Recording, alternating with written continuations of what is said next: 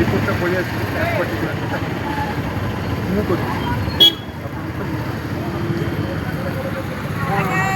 ଆମେ ଯେଉଁ ମାଆମାନେ ଆସନ୍ତି ଭାଇମାନେ ବି ଆସନ୍ତି ଆଉ ତାଙ୍କର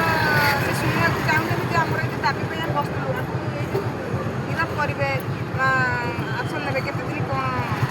ମୁଁ ଆଶ୍ୱାସ ଦେଉଛି ଆପଣଙ୍କୁ ଏଇଟା ଏସ୍ପିସାଙ୍କୁ କହୁଛି ଯଦି ହେବ ଏଟିଏସ୍ର ଦାୟିତ୍ୱ ଅନ୍ୟ କାହାକୁ ଦିଆଯିବ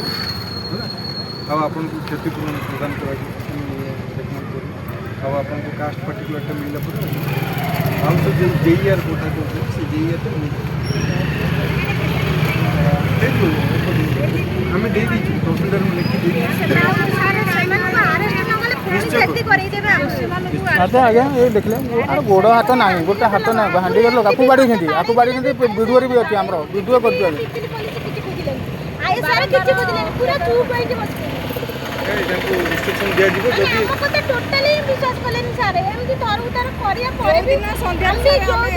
ଆସିଥିଲୁ ସେଦିନ ବି ସାର୍ଙ୍କୁ କହିଲୁ ସାର୍ ଆମ ଘରକୁ ପ୍ରୋଟେକ୍ସନ ଦିଅନ୍ତୁ। କେଉଁ ଗାଁ କହିଲେ ଆମର କୁମାର ମାନେ ଗାଁ କେଉଁ ଗାଁ କୁମାର ଛାତ୍ରସଂଘ କୁମାର କିନ୍ତୁ ଆଏ ସାର୍ କହିଲେ କିଛି ନାହିଁ ତମେ ମିଛ କଥା କହୁଛ କିନ୍ତୁ ସାଙ୍ଗେ ସାଙ୍ଗେ 2 ଘଣ୍ଟା ଭିତରେ ଖେଳ କରିଦେଲେ ଆଜ୍ଞା ତାଙ୍କର ପ୍ରି ପ୍ଲାନ୍ ଏଇଆ ଥିଲା। ଠିକ୍ ଅଛି ଯଦି ହେବ ମୁଁ ମଧ୍ୟ ଯିବି ଆପଣଙ୍କୁ ଆଜ୍ଞା ଆଜ୍ଞା ଯାଆନ୍ତୁ ହେଲା ହଁ ଆଜ୍ଞା ଇନକ୍ୱାରି କରନ୍ତୁ ଆମେ ସବୁ ସତ୍ୟ ଘଟଣା ଓଡ଼ିଶା ସାରା ଜାଣନ୍ତୁ ଆଜ୍ଞା ଆମେ ଜାଣୁନୁ ଏ ବ୍ଲକ୍ ସାରା ଆମର ଯେଉଁ ଅଛନ୍ତି ମା' ମାନେ ସମସ୍ତେ ଜାଣନ୍ତୁ ଓଡ଼ିଶା ସାରା ଜାଣନ୍ତୁ ମୁଁ ମଧ୍ୟ ସ୍ପଟ୍ ଭିଜିଟ୍ ଆଜ୍ଞା ଆଜ୍ଞା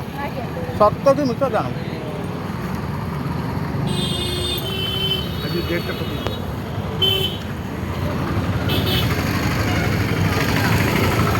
ଘର ପୋଡ଼ିଦେଲେ ଆଜ୍ଞା ଗୋଟେ ଲୋକର ଏତେ ଗୁଣ୍ଡା ଲୋକ ଏତେ ମାନେ ମୁଁ ଆପଣଙ୍କ ଶତ୍ରୁ ହେଇପାରେ କିନ୍ତୁ ଘର ମୋର ଶତ୍ରୁ କି ଆଜ୍ଞା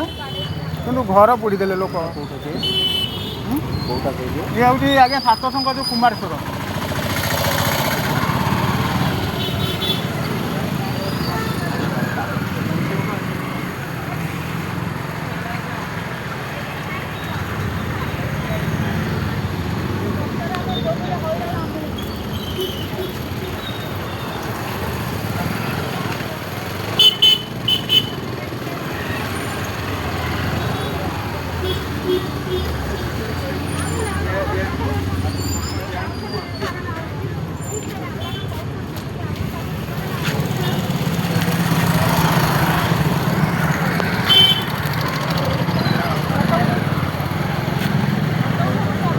हाँ सारा